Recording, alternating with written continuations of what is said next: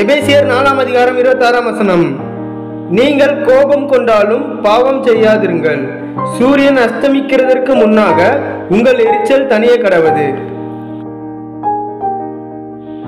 Ephesians chapter 4 verse 26. In your anger do not sin.